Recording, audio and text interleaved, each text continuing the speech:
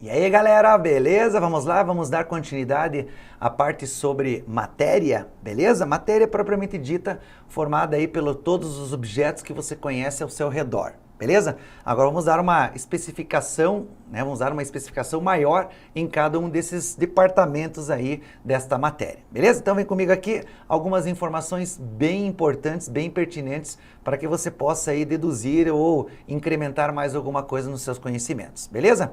Então a gente vai estar vendo aí a mudança de estado físico da matéria, beleza? Então essa é uma parte essencial, eu queria que vocês dessem uma estudada aí. Isso aí para cair na prova do Enem é muito fácil, certo? Aonde nós temos que saber lidar e interpretar esse diagrama aí. Diagrama muito fácil, muito tranquilo. Você tem aí os 3 estados físicos da matéria, certo? Você conhece aqui o gelinho que vai ser o que? Vai ser o sólido, o líquidozinho e o gasoso. Então essas são as nossas 3 principais interpretações dos 3 estados físicos da matéria. Agora, cada uma recebe um nome específico e esses nomes vocês precisam saber.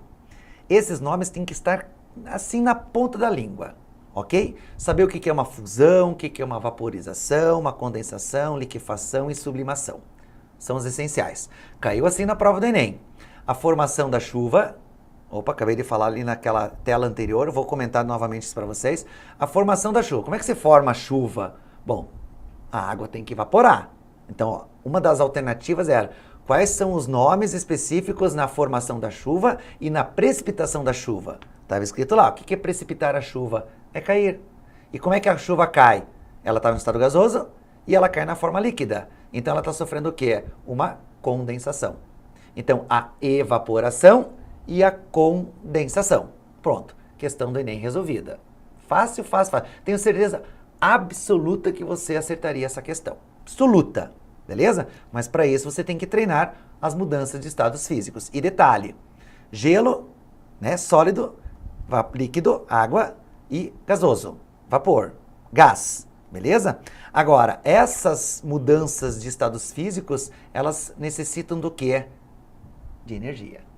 Beleza? Olha só como é importante você caracterizar aqui. Então, ó, a passagem do estado sólido para o estado líquido, a gente chama de fusão. A passagem do estado líquido para o estado gasoso, de modo geral, a gente chama do quê? De vaporização. Só que a vaporização, ela ocorre de 3 maneiras. A ebulição, a evaporação e a calefação. Qual é a diferença básica entre evaporar, ebulir e fazer a calefação? É a quantidade de energia que você fornece. Ambas passam do estado líquido para o estado gasoso. Só que a evaporação é um processo o quê? Lento, né? Com a luz do sol, você tem a água de uma poça, por exemplo, evaporando. Ou uma roupa no varal, a água seca, né? A roupa seca porque a água evapora.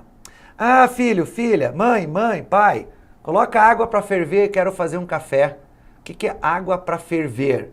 Ela vai ferver naturalmente? Não, né? Você tem que fornecer o quê? Energia. E essa energia é maior do que a luz do sol, certo? Que chega até a Terra, lógico, né? Então, se você tem uma energia maior, ela vai passar mais rapidamente para o estado gasoso, que a gente chama do quê? Ebulição. Mas precisa de mais energia do que o sol, por exemplo. Agora, a calefação é a passagem praticamente automática do estado líquido para o estado gasoso. É como se fosse uma gota de água caindo numa chapa.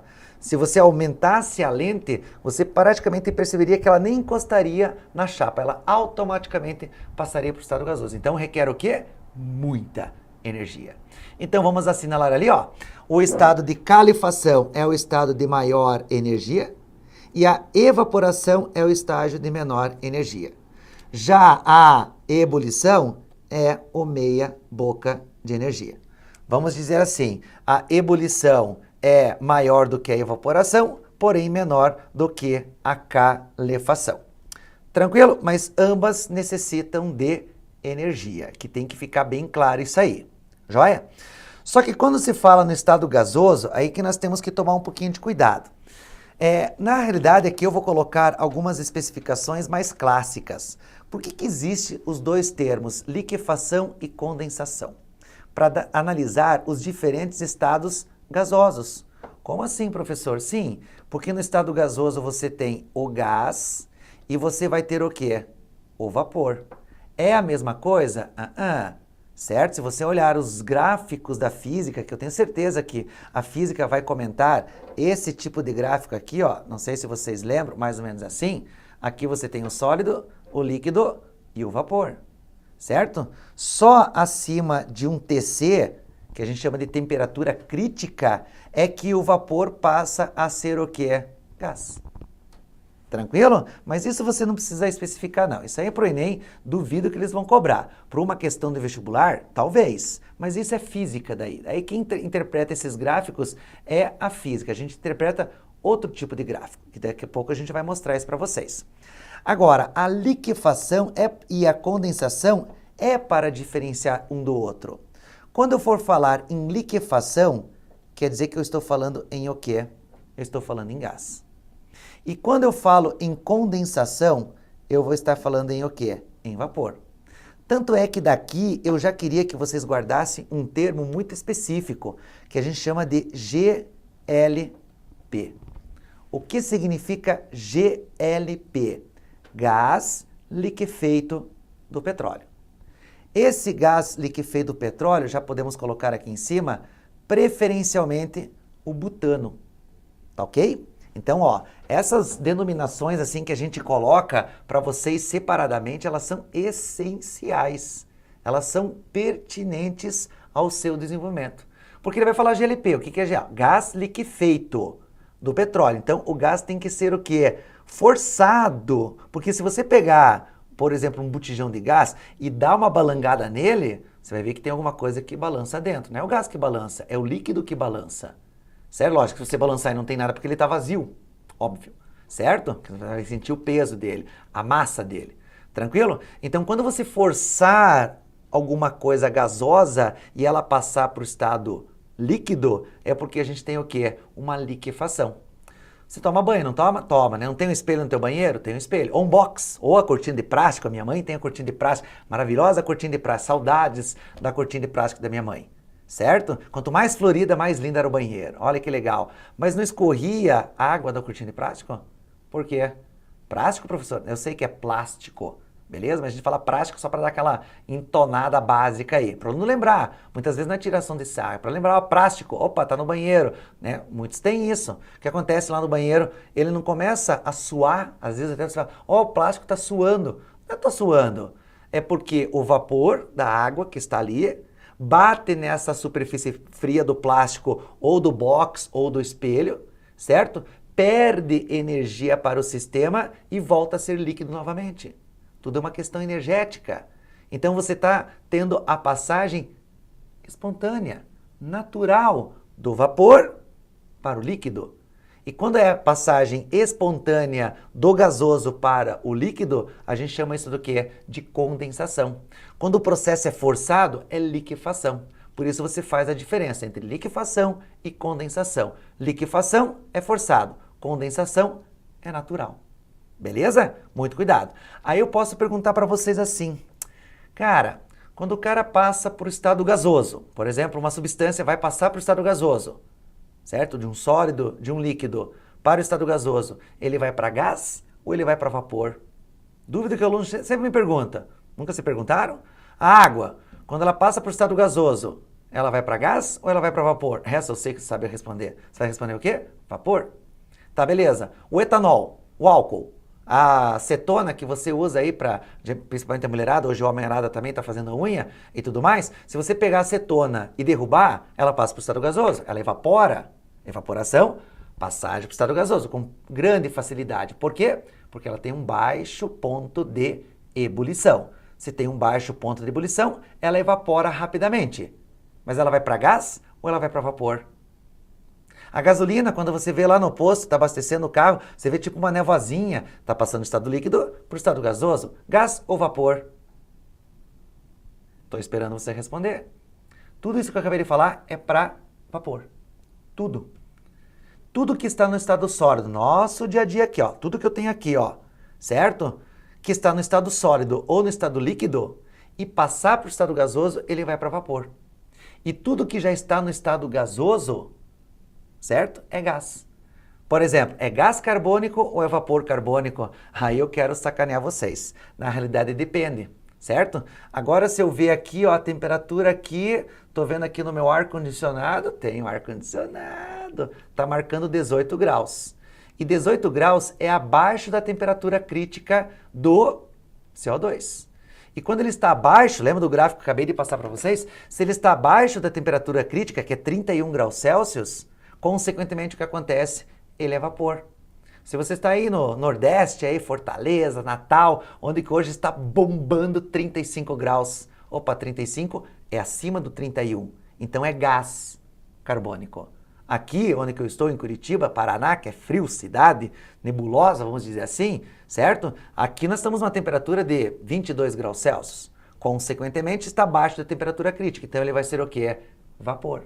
Professor, eu preciso saber dessa temperatura. Não, só estou comentando. Continue falando gás carbônico e seja feliz. Certo? Então, cada substância tem a sua particularidade. Mas, de um modo geral, aquilo que eu acabei de falar para vocês, que está no estado sólido ou no estado líquido e passar para o estado gasoso, ele vai para quê? Ele vai para vapor. E tudo que já está no estado gasoso é gás. Tranquilo? Beleza? Agora, do estado líquido para o estado sólido, a gente chama de solidificação. E a passagem automática do estado sólido para o estado gasoso, a gente chama de sublimação. E a volta do estado gasoso para o estado sólido, a gente pode chamar de ressublimação. Então, essa seria a característica. Então, ó, aqui, ó, a passagem do estado... Deixa eu apagar todo esse negócio aqui agora, ó. A passagem do estado gasoso para o estado líquido aqui, ó. A gente chama isso aqui do quê? De chuva. Como eu coloquei na última tela da primeira aula, precipitação da chuva. Beleza? Agora, a passagem do estado líquido para o estado gasoso é a formação do quê? Das nuvens. Certo? Então, você tem a formação das nuvens, deixa eu escrever direito, né? As nuvens. Nuvens. Certo? E a volta é a formação da chuva. Tranquilo? Aqui, ó, também importante, já caiu na prova do Enem, a agitação molecular. O estado sólido é o estado que tem menor energia. Então, as moléculas elas estão aqui, mais paradinhas. O pessoal da física gosta de comentar o grau de agitação molecular. Aqui, no estado sólido, você vai ter o quê? A menor agitação molecular. Já o estado gasoso é o estágio que tem o quê? A maior energia. Consequentemente, o maior grau do quê? A agitação. Então, ó, como é que eu saio de um estágio de menor energia para um estágio de maior energia? Significa que nesse sentido o que acontece? Absorve energia. Já no sentido contrário, o que acontece? Libera uma certa quantidade do quê? De energia. E essa expressão, absorção e liberação de energia, existem nomes específicos. Isso aqui vai ser chamado de exotérmico e o de baixo vai ser chamado do quê? De endotérmico. O que é endo? Significa que absorve. O que é exo? Significa que libera. Então eu poderia perguntar para vocês assim, a fusão absorve ou libera energia? O que é a fusão? A fusão é a passagem do estado sólido para o estado líquido. Então, se eu estou indo no sentido da esquerda para a direita, significa que nesse sentido o que acontece? Absorve energia. Então, eu posso dizer que a fusão é um processo endotérmico? Aham. A formação das nuvens. Opa! A formação das nuvens, a água passa do estado líquido para o estado gasoso. Certo? Então, se você parte do estado sólido, líquido para o estado gasoso, eu estou saindo do estágio de menor energia, que é o líquido, para o gasoso que tem mais energia. Então, só pode ser um processo de absorção, é um processo endotérmico. A precipitação das chuvas, certo? O que é precipitação com formação das chuvas? É a passagem do estado gasoso para o estado líquido. Consequentemente, está perdendo energia. Se está perdendo, está voltando. Se está voltando, libera. Se libera, é exotérmica. Tranquilo? Agora, é a influência da pressão e da temperatura nos estados físicos, e isso vai depender da física. A física vai especificar melhor isso para vocês, né? Você pode ter as mudanças de fusão, vaporização, é sempre necessário energia. Tá aqui, ó, aquecer. Então, são processos que aumentam a agitação molecular, consequentemente, você tem um processo endotérmico. Já o sentido contrário, você vai ter um processo que é exotérmico. Diminui a agitação molecular porque você está perdendo energia, consequentemente estará liberando essa energia. E se libera energia, só pode ser um processo que é exotérmico. Joia? Aqui também é importante já começar a fixar isso, certo? A característica da pressão atmosférica sempre é muito bem citada. Difícil eles cobrarem alguma coisa, mas eles podem especificar essa pressão atmosférica. A gente diz que é a força, né? Pressão é força sobre área, certo? Então, na atmosfera é mais ou menos assim, ó. Eu vou criar aqui um objeto de aprendizado aqui, ó. Aqui eu tenho mar e aqui eu tenho o quê? Uma montanha, certo? Aqui em cima vamos colocar um indivíduo, certo? E aqui embaixo vamos colocar um indivíduo. Certo? Só que o que é pressão atmosférica? É uma coluna de ar que está exercendo uma força sobre a cabeça desse indivíduo, certo? E aqui eu tenho uma coluna de ar sobre a superfície, né, da Terra, tá? Só que como numa montanha, essa coluna ela é o quê? Ela é menor. Então, ao nível do mar, a pressão a gente, né, caracterizou por, né, Torricelli, ela equivale a 1 atm, uma atmosfera. Consequentemente, no alto de uma montanha, à medida que se aumenta a altitude, você diminui a coluna de ar. Consequentemente, a tua pressão tem que ser menor do que uma atmosfera, que caiu ano passado, certo? Uma questão em 2015 sobre a hemoglobina, que transporta o oxigênio, mas ela envolvia o quê? O equilíbrio. Depois a gente resolve essas questões aí.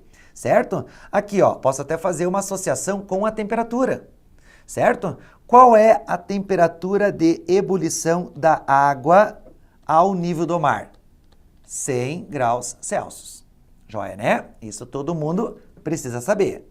Agora, o que é pressão? O que é temperatura de ebulição? A temperatura de ebulição, ela vai ser caracterizada quando você vencer a pressão atmosférica. Você tem um corpo de água, que é uma panela, tem a água ali, a superfície. Quando que as bolinhas se desprendem lá de baixo e saem para a superfície fazendo blu, blu, blu. Já falei isso para vocês, né? Numa das aulas aí tem esse comentário. Quando a pressão interna da bolinha se iguala com a pressão externa à atmosfera. Aí a bolha sobe e você tem o borbulhar da água, certo? Então você tem que, vamos dizer assim, vencer essa pressão, essa força que você não enxerga, que é a coluna de ar, que está sobre essa nossa cabeça. Tranquilo? Só que no alto de uma montanha, o que acontece? Lá em cima, a pressão é menor. Então vai ser mais fácil ou mais difícil da bolha que está lá embaixo, na superfície da panela, chegar até... Na superfície não. Lá embaixo, encostada com a panela, passar para o estado gasoso, ela vai ter que ter uma menor força. Consequentemente, você vai gastar menos energia. Então, a temperatura de ebulição da água no alto de uma montanha é menor do que 100 graus Celsius. Quanto isso é menor? Por exemplo, eu estou aqui em Curitiba. Quando eu fazia faculdade, a gente mediu isso com, né, termômetros precisos. A temperatura aqui em Curitiba deu 98 graus Celsius, certo? Então, não é 100? Certo? Lá no Everest vai ter que ser o quê? 98? Não, vai ter que ser bem menor do que 98. Agora, ó, outra questão que eu poderia cobrar para vocês aqui, ó. Eu pego um recipiente no alto de uma montanha. Recipientes iguais. Eu coloco a mesma massa de água. A mesma chama. Tudo bem? Aqui dentro eu coloco ao mesmo tempo de cima e embaixo, eu coloco um ovo, uma batata, beleza? Eu pergunto, qual dessas batatas cozinhará primeiro? Beleza? Lógico, é ao mesmo tempo. Então o que acontece? Aonde que você tem um cozimento mais rápido? Só que deixa eu falar uma pergunta para vocês. Ambos estavam em ebulição, ao nível do mar e no alto da montanha. ambos estão blá blá, eu coloco ao mesmo tempo uma batata lá dentro. Qual cozinhará mais rápido, no alto da montanha ou no nível do mar? Muita gente pensa assim, no alto da montanha, porque lá é mais fácil. Não, já estavam em ebulição. Olha as interpretações. Como a nível do mar a temperatura é 100 e lá em cima vamos chutar que é menor, vamos chutar lá que é 70. Estou chutando um número bem específico, tá? Não estou falando que é Curitiba, um alto de uma montanha qualquer, onde que a temperatura é 70 de ebulição, da água. Lá embaixo é 100. Se você colocar os dedos dentro, aonde que você vai sentir mais calor? No 100. Então, se tem mais calor, o cozimento é mais o quê? Mais rápido. Só que lembra o que eu falei para vocês, ambos estavam em ebulição. Aí eu coloquei a batata dentro. Então, um está 100 e outro está 70. Aonde que ela vai cozinhar mais rápido? Com 100. Beleza? Então, essas interpretaçõezinhas aí são bem, tranquilas, bem fáceis de serem caracterizadas. Tá aqui, ó, ao nível do mar, a gente caracteriza como sendo uma atmosfera, certo? E aqui, como que a matéria é dividida, tá? Depois a gente vai misturar mais ainda. Então, a matéria é dividida em uma mistura. Misturas são duas ou mais substâncias diferentes. E a substância pura é sempre a mesma substância. Tudo bem? Então, por exemplo, mistura água mais álcool. Tudo bem? Então, ó, duas substâncias distintas. Então, ele passa a ser uma mistura. Só que essa mistura ela pode ser homogênea ou ela pode ser heterogênea. Homogênea é uma fase. Heterogênea é duas ou mais fases. Tranquilo? Substância pura sempre tem que ser a mesma substância, ok? Ela pode ser homogênea ou ela pode ser heterogênea. Homogênea é quando ela sempre se encontra em apenas um estado físico. Por exemplo, um copo com água, só água, água pura, tá? Não água da torneira, água pura, certo? Eu só tenho água, então não é uma mistura. Se fosse água da torneira, seria uma mistura. Homogênea, porque eu só tenho uma única fase.